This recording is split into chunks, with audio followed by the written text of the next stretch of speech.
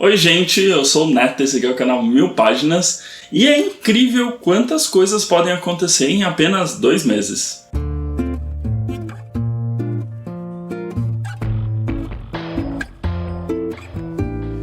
Bom, então hoje a gente vai voltar com aquele vídeo que eu adoro fazer, que é as notícias principais que rolaram no último mês. Mas como eu não fiz, em julho e agosto ali, e tem bastante coisa para comentar, eu peguei as principais notícias que repercutiram nesse período e fiz um apanhadão porque tem um pouco de tudo pra gente comentar. Eu já vou abrir essa edição com a notícia mais estranha desse período, que foi a Companhia das Letras se esquecendo de como cadastrar seus autores no Prêmio São Paulo. Basicamente o que aconteceu é que existe o Prêmio São Paulo e ele tem algumas das principais categorias com premiação em dinheiro do ano, que é melhor romance de estreia. E a Companhia das Letras, na hora de fazer a inscrição dos principais livros que iriam concorrer nessa edição, ela não se atentou ao detalhe de que deveria ter sido feito o envio físico do livro. Então ela fez toda a parte digital, mas não enviou a parte física. Provavelmente deve ter sido algum erro interno, algum desentendimento com relação às regras, alguém entendeu o edital, as regras ali da competição incorretamente, não fez esse envio. Bom, quando a notícia veio a público, ali mais ou menos no final de julho, houve uma grande comoção, porque é um prêmio em dinheiro bastante importante, e se eu não me engano, quem ganha essas premiações, primeiro lugar, tanto de romance como de romance de estreia, cada um deles ganha 200 mil por cada premiação. Então, houve um gigantesco questionamento, e obviamente, a curadoria do Prêmio São Paulo foi muito sincera, falando, olha, sinto muito, eu não posso abrir essa exceção, mesmo que a Companhia das Letras seja a principal editora que ganha nessa competição. Então, no ano passado, acho que ela escreveu 10 livros, 7 foram vencedores em outras categorias, além das principais. Então, houve um burburinho, porque os autores foram prejudicados por conta de uma falha no processo. Para vocês terem uma ideia, a quantidade de autores que foram inabilitados para participar da competição são 28 candidatos. O que é muito negativo, tanto para esses 28, mas também para quem conseguiu fazer a inscrição. Porque sempre vai ficar aquela pulguinha atrás da orelha de será que fulano que ganhou no ano de 2023 realmente teria ganho se a Companhia das Letras tivesse conseguido inscrever seus autores? Então, foi um período de muito dissabor para a editora e, de certa maneira, a gente não sabia muito para onde ir. A gente só sabia que ela não conseguiria retomar essas inscrições. Mas a editora resolveu arcar com os custos dessa falha e considerou os 2 prêmios, de melhor romance de estreia, ou seja, 200 mil cada, vai fazer a somatória desses valores, então são 400 mil reais, e dividir entre todos os autores que foram prejudicados.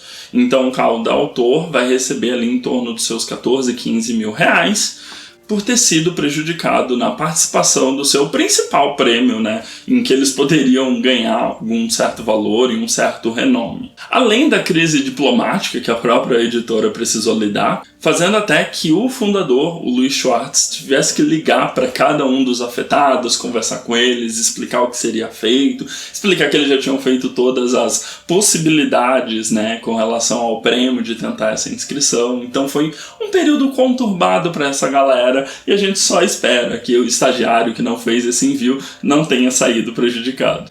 Um outro caldeirão que ferveu bastante, nesses últimos 2 meses, 3 meses, foi a questão da própria Livraria Saraiva, que a gente já conversou diversas vezes aqui no jornal, Então, a Livraria Saraiva estava tentando um processo de recuperação judicial, ela ainda possuía lojas físicas, 4 em São Paulo e uma acho que em Campo Grande, se eu não estou enganado, e por conta disso ela estava tentando uma recuperação judicial ou ela iria migrar completamente para o e-commerce. Porém, agora a Saraiva oficializou sua falência e o fechamento de todas as suas lojas físicas, seguindo apenas com o e-commerce. Ainda não está claro quantos funcionários vão ser demitidos nesse processo, como ela vai fazer esse processo de pagamento dos direitos trabalhistas, bem como a motivação por trás desse fechamento das lojas físicas. Porque no último trimestre, todas as lojas físicas somadas, elas garantiram a receita de 7,2 milhões, enquanto que o e-commerce da livraria Saraiva vendeu apenas 128 mil ao longo dos 3 meses. Então, as livrarias físicas, mesmo com esse problema de falência, dívida para diversas editoras e outras empresas que forneciam material para ela comercializar, ainda fornecia 7,2 milhões de receita. Obviamente, esses 7,2 milhões não chegava nem perto de quanto acumulava de dívida, porque a empresa devia algo em torno de 675 milhões para dívidas com mais de 1.100 credores. Na época, a Saraiva, que foi uma das maiores redes do Brasil, possuía 85 lojas em 17 estados diferentes. E se você pensa que todo o auê por trás da Saraiva se encerra com os fechamentos da loja, está muito enganado, porque na tentativa da recuperação judicial, ela emitiu muitos títulos da sociedade anônima, então ela vendeu ações não votantes, então é como se a pessoa tivesse uma participação na empresa, mas ela não faz parte ali da mesa de diretoria que toma as decisões. Porém, mesmo a sociedade anônima, existem regras específicas da quantidade que você pode ter de títulos não votantes. Como eles ultrapassaram esses valores, todo mundo que tinha títulos não votantes passa a ter direito de voto. E isso está gerando muito auê entre os sócios votantes, inclusive uma das principais sócias, que era a principal antagonista da família que liderava o grupo Saraiva, que detinha ali em torno de 15% de todas as ações, já foi atrás de vender todas as suas ações por não concordar e ver que esse barco está afundando. Então, ainda por trás de tudo isso, não basta o fechamento das lojas físicas, a manutenção de um e-commerce deficitário, eles ainda estão com problema com os próprios acionistas da empresa, que agora aumentou a participação de títulos votantes e fazendo com que alguns players muito importantes da mesa de diretoria estejam vendendo suas ações o quanto antes. Então, a situação da Saraiva não se encerrou, mas segue ladeira abaixo. E em agosto, o autor Pedro Ruas e a editora seguinte passaram por um problemão com livros que estavam sendo comercializados antes da hora. O Mar Me Levou Até Você, que é o segundo livro do Pedro Ruas pela editora seguinte, ele tinha a data de lançamento oficial para o dia 30 de agosto. Porém, de alguma maneira, aparentemente alguns lotes foram extraviados, melhor dizendo, e esses livros que não poderiam ser vendidos antes da data foram comercializados. Como a seguinte não tinha noção da quantidade que havia sido extraviado, ou mesmo o impacto que isso teria nas vendas oficiais, porque esses livros estavam sendo vendidos fora do canal de principal lucro da empresa, Ou seja, o lucro estava indo todo mundo para quem estava vendendo esses livros que não poderia. Instalou-se um grande drama para a editora. O Pedro Ruas ele foi avisado por 2 leitoras que informaram que compraram antes, foram comentar com ele sobre o livro, e aí que veio à tona toda essa situação. E a editora seguinte se viu obrigada a fazer um comunicado oficial no Twitter, um chamamento aos fãs, explicando a situação, explicando como isso impactava diretamente o autor, diretamente a editora, e falando que os livros que seriam comercializados corretamente a partir do dia 30, eles teriam um selo especial da editora falando que era uma cópia autorizada ao comércio, para eles tentarem diminuir a comercialização desses títulos, e que os leitores que encontrassem estabelecimentos que estivessem vendendo entrasse em contato com a editora para ela tomar as medidas cabíveis. Sinceramente, desde que eu comecei o canal, eu acho que eu nunca vi uma história parecida. Já vi vazamento de PDF, livros que são convertidos para PDF, mesmo ainda não tendo uma edição em e-book, eles são convertidos quase que manualmente por alguém escaneando as páginas. Agora, o vazamento e a comercialização de livro físico foi a primeira vez, e é uma pena que isso tenha acontecido justamente principalmente com o autor nacional, né, que a gente já sabe que já são autores que lutam muito para ter o sucesso, e o Pedro é um gigantesco sucesso dentro da editora seguinte, então a gente só resta torcer que os fãs tenham ouvido o apelo da editora e comprado apenas as edições que podia mesmo depois do dia 30. Nesse período também ocorreu a Bienal do Livro do Rio de Janeiro, e ela foi um recorde absoluto. Ela foi maior do que todas as bienais anteriores e teve um recorde de 5,5 milhões de livros vendidos. Em comparação, em 2021 foram vendidos 2,5 milhões, em 2019 foram 4 milhões e agora, em 2023 foram 5,5 milhões, que é uma marca inédita para a Bienal. Este ano o evento reuniu em torno de 600 mil pessoas ao longo de 10 dias de evento, que contou com participação de autores nacionais e internacionais dando palestras, além dos estandes das principais editoras do Brasil.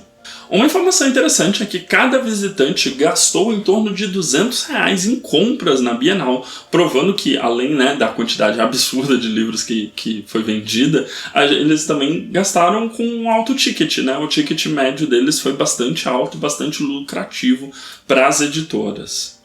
A editora Record, por exemplo, anunciou que teve um crescimento de em torno de 130% em relação à Bienal de 2021 e 50% de aumento com relação à Bienal que ocorreu ano passado em São Paulo. A Companhia das Letras atingiu a marca de 100 mil exemplares vendidos em uma Bienal do Livro, e as outras editoras, como a Intrínseca, Rocco, Sextante, a Planeta, relataram crescimentos percentuais que variam de 76% até 250% superior à Bienal no Rio anterior, provando que a Bienal do Livro é um evento cada vez maior, de mais sucesso, atraindo mais pessoas, e isso muito se deve, obviamente, à movimentação que o Booktuber traz, que o BookTok traz, que influenciadores no Instagram, no Twitter trazem. Então tem uma galera muito jovem consumindo e guardando dinheiro para poder ter um grande índice de compras na Bienal, porque é sempre muito gostoso. Você passa em todas as editoras, tem lançamento, tem livro em promoção. Então é muito positivo mesmo para o mercado essas datas renderem tanto em caixa para as editoras. E por fim, mas não menos importante, obviamente que nesses 3 meses nós tivemos a atualização da minha pauta favorita, que é a Livraria Cultura. Não bastando as notícias anteriores de que ela tinha sido decretada a falência e não decretaram, o juiz do TJ de São Paulo decretou sim a falência da Livraria Cultura, e aí ela vai recorrer junto ao STF. Agora, no mês de agosto, a Livraria Cultura foi despejada, ela recebeu uma ordem de despejo. A decisão original, porque ela deve em torno de 15 milhões em aluguel, que afirma que a recuperação judicial não deve servir como uma blindagem patrimonial e autorizava a desocupação do imóvel.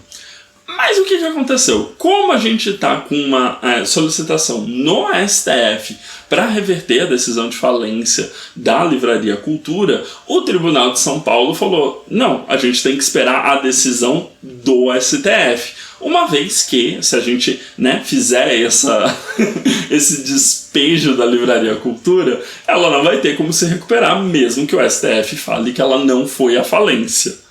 Então, basicamente, na novela da Livraria Cultura, a gente pode praticamente fazer um bingo e preencher todas as casinhas. Ela já teve a falência decretada, a falência revertida, a falência decretada novamente, agora ela teve o despejo, o cancelamento do despejo, e tudo está dependendo dessa última tentativa dela junto ao Supremo Tribunal Federal para poder, para poder saber se ela vai ser despejada ou não, Se ela não for à falência, provavelmente ela vai negociar esse valor do aluguel. Agora, se ela for à falência, ela vai ser despejada, não tem para onde ela correr, ela tá falida mesmo. Mas vale lembrar que quem sofre com tudo isso são os credores, são os trabalhadores, que ainda há muitas reclamações de que todos os direitos trabalhistas não foram pagos, as principais editoras menores ainda não receberam seus valores. Na época que a gente teve ali em junho, principalmente, que foi a maior correria, a gente teve as editoras retirando todo o seu catálogo o quanto antes, porque uma vez que seja decretada a falência, né, e vai fechar a loja, você não pode entrar lá até fazer todo o balanço patrimonial. Então tem várias questões aí de só tá prejudicando todo mundo. E curiosamente, quando você vem aqui a São Paulo, você passa lá no Conjunto Nacional, tá lá a Livraria Cultura como um gigantesco dinossauro que se recusa a morrer. Mas é isso, foram 3 meses bem conturbados no mercado literário, com algumas notícias positivas, tipo essa da Bienal, mas a gente vai continuar acompanhando por aqui, principalmente a questão da Saraiva e da Livraria Cultura, né, que são 2 empresas muito emblemáticas na venda de livros do Brasil, mas que seguiram por caminhos tortuosos e hoje em dia, né, estão fechando as portas aí. A gente segue acompanhando. Mas por hoje é só, então não esquece de dar uma olhada no vídeo recomendado que fica do meu lado direito, se inscrever na bolinha do meu lado esquerdo para continuar me acompanhando aqui no canal. A gente se vê no próximo vídeo, um grande beijo e tchau, tchau!